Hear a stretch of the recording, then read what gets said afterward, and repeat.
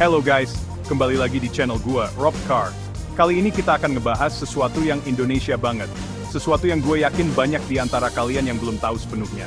Kita akan ngebahas tentang sejarah, tentang terbentuknya sebuah provinsi di tanah air tercinta. Yap, Sulawesi Barat. Lo semua pasti udah familiar dengan Pulau Sulawesi, tapi gue yakin gak semuanya tahu detail tentang provinsi yang satu ini. Padahal sejarahnya unik dan penuh perjuangan loh. Di video kali ini, gue akan ngebahas 7 fakta menarik seputar sejarah terbentuknya Provinsi Sulawesi Barat. So, stay tuned, karena informasi ini penting banget buat nambah wawasan sejarah Indonesia loh. Sebelum tahun 2004, wilayah yang kita kenal sekarang sebagai Provinsi Sulawesi Barat, itu masih jadi bagian dari Provinsi Sulawesi Selatan. Bayangin aja guys, jarak dari Mamuju, yang sekarang jadi ibu kota Sulawesi Barat, ke Makassar itu lebih jauh daripada jarak Jakarta-Bandung.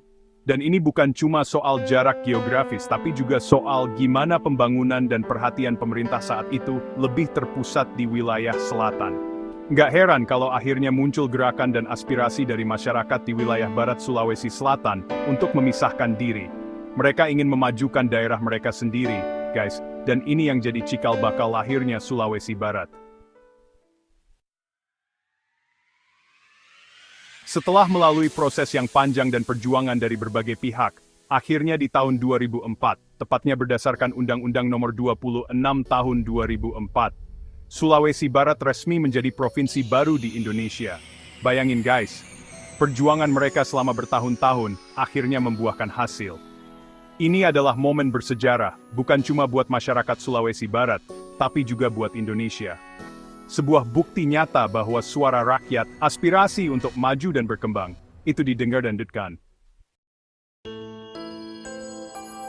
Setelah resmi jadi provinsi, pertanyaan selanjutnya adalah, di mana ibu kotanya? Pilihannya jatuh pada Mamuju guys. Kenapa Mamuju? Karena letaknya yang strategis di pesisir barat Pulau Sulawesi, Mamuju punya potensi besar sebagai pusat pemerintahan dan ekonomi.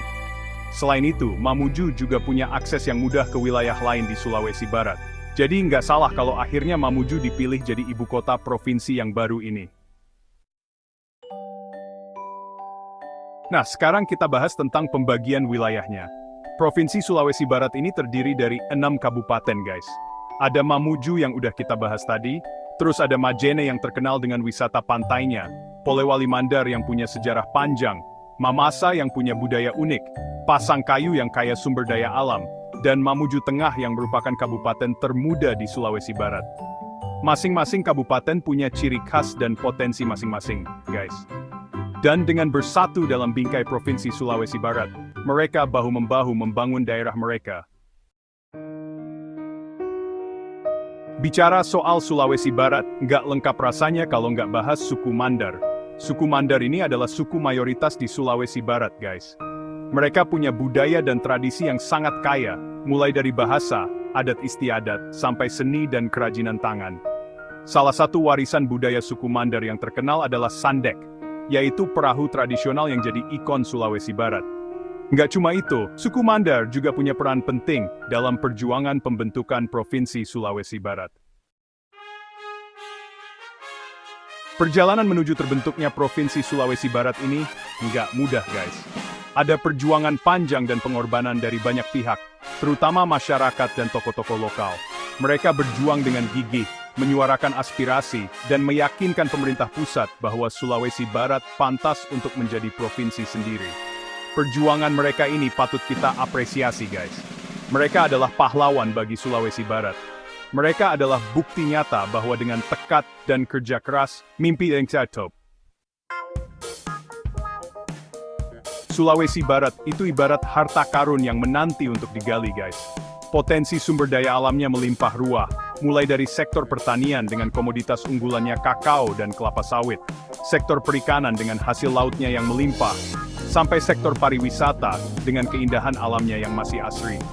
Potensi-potensi inilah yang menjadi modal bagi Sulawesi Barat untuk terus berkembang dan maju. Dan gue yakin, dengan kerja keras dan semangat gotong royong, Sulawesi Barat bisa menjadi provinsi yang maju dan sejahtera. Gimana guys? Menarik kan sejarah terbentuknya Provinsi Sulawesi Barat? Semoga video ini bisa menambah wawasan kalian tentang Indonesia, khususnya tentang Sulawesi Barat. Jangan lupa like video ini kalau kalian suka, komen di bawah kalau kalian punya pertanyaan atau request video selanjutnya, dan subscribe channel Arabcar untuk video-video menarik lainnya. Terima kasih sudah menonton. Guys, teruslah dukung channel ini, dan teruslah gali informasi tentang sejarah dan budaya Indonesia. Karena dengan mengenal sejarah, kita bisa belajar dari masa lalu, membangun masa kini, dan merajut mimpi untuk masa depan Indonesia yang lebih baik. Sampai jumpa di video selanjutnya.